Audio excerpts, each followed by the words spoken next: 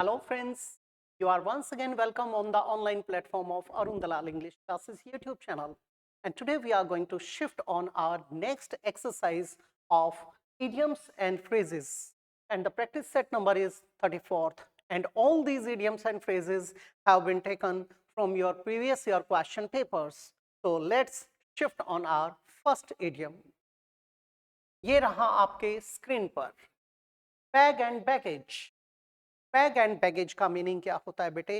Lock, stock and barrel. इसका मतलब क्या होता है? बोरी बिस्तरा समेत सारे साजो सामान के साथ। उसके लिए किसका प्रयोग करते हैं? बैग एंड बैगेज या लॉक, स्टॉक एंड बैरल का। आपके पेपर में इससे पहले यहां पर विद लगा कर देता है, उसे आपको ड्रॉप करना है।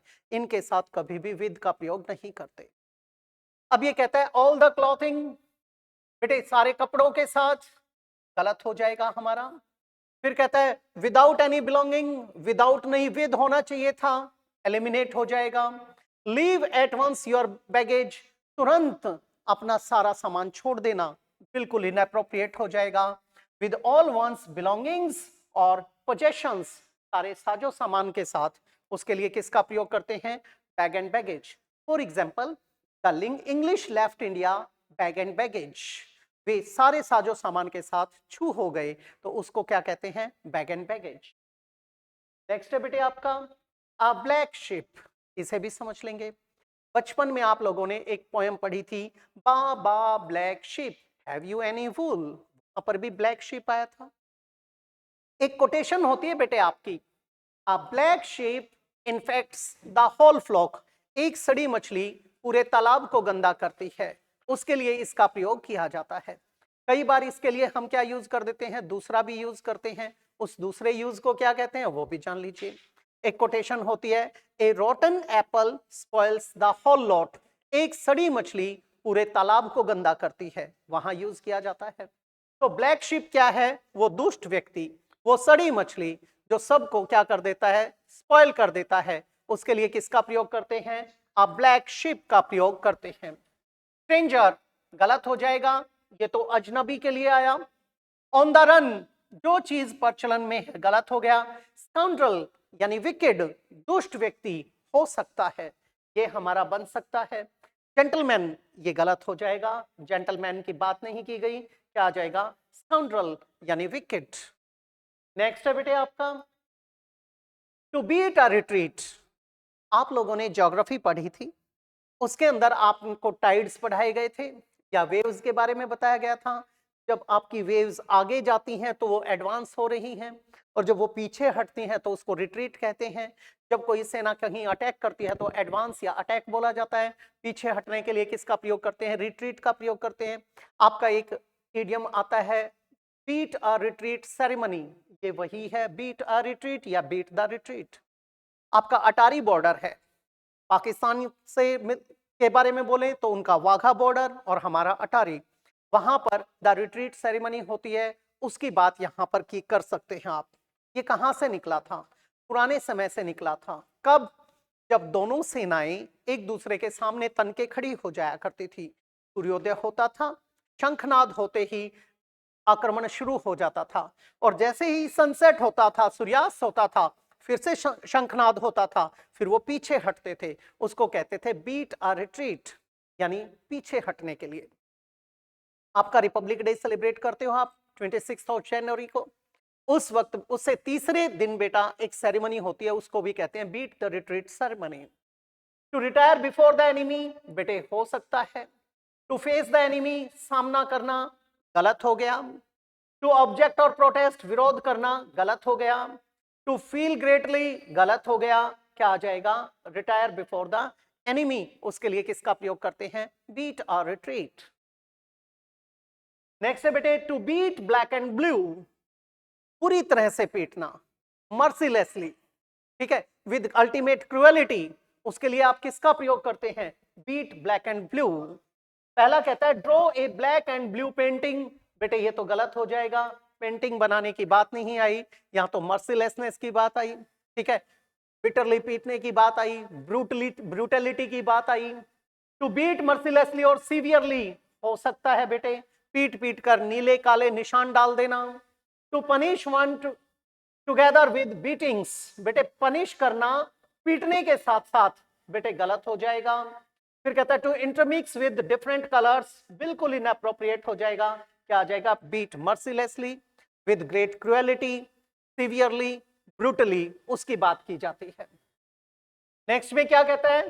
To come off with flying colours, कई बार आप कहते हो लठ गाड़ दिया, यानी बहुत ही अच्छा किया है, उसके लिए किसका प्रयोग किया जाता है? कम ऑफ विद फ्लाइंग कलर्स। आपकी अमेरिकन आर्मी नेवल फोर्स एक बार जब वापस लौट रही थी तो वो जीत कर लौटी थी और उन्होंने अपने फ्लैग्स ऊपर उठा रखे थे, तो वहां से ये निकला था कम ऑफ विद फ्लाइंग कलर्स, कोई ऐसा कार्य करना जिसके ऊपर आप लोगों को फख्र महसूस होता है। पहला कहता है टू फाइनेंशियली कंपनसेट, किसी को वित्तीय रूप से क्षतिपूर्ति करना इनअप्रोप्रिएट हो जाएगा।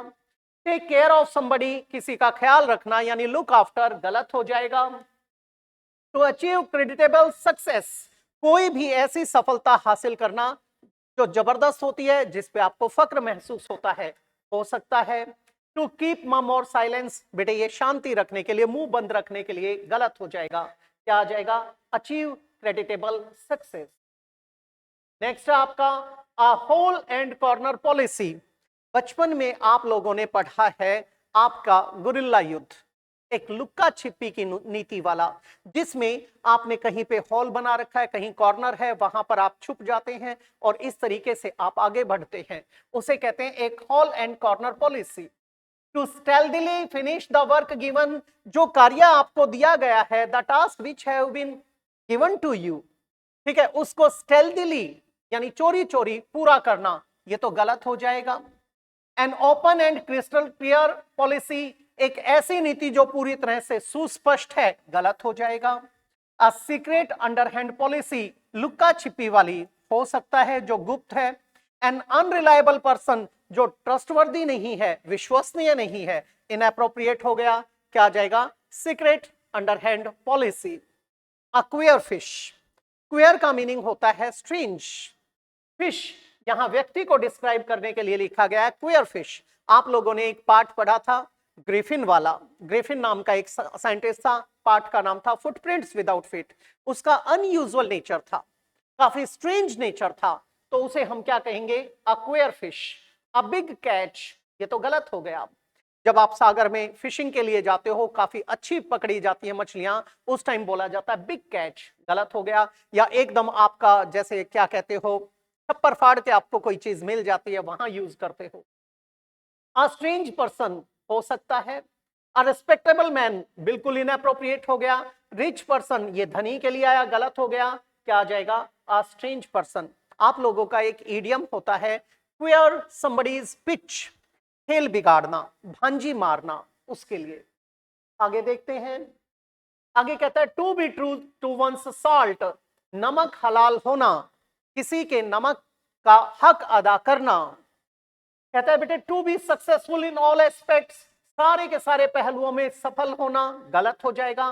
To be disloyal to one's master, अपने मालिक अपने स्वामी के प्रति बेवफा होना, फेथलेस होना, इनफिडल होना, गलत हो गया, अनट्रू होने वाली बात आ गई। टू अंडरस्टैंड होल हार्टेडली, बेटे किसी चीज को पूर्ण रूप से समझना, इनअप्रोप्रिएट है।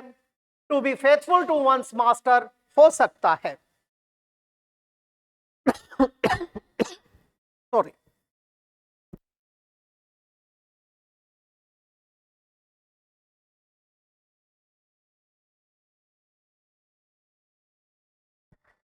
ध्यान देंगे प्लीज। क्या आ जाएगा? To be faithful to one's master. यहां पर अगर होता टू बी अनट्रू, तो हम क्या लिखते? डिसलॉयल लिखते।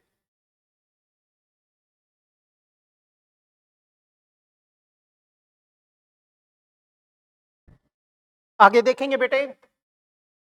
टॉल टॉक, टॉल टॉक लंबी लंबी छोड़ना, जिसमें आप डींगे हाँकते हो, उसके लिए यूज किया जाता है। अ फेमिलियर पर्सन, एक चिर परिचित व्यक्ति, एक्विंटेड जो होता है, गलत हो गया। बोस्टफुल टॉक हो सकता है। अ स्वीट सॉन्ग, मधुर गीत, गलत हो गया। एन इंटरेस्टिंग स्टोरी, बिल्कुल इनएप्रोप्रिएट।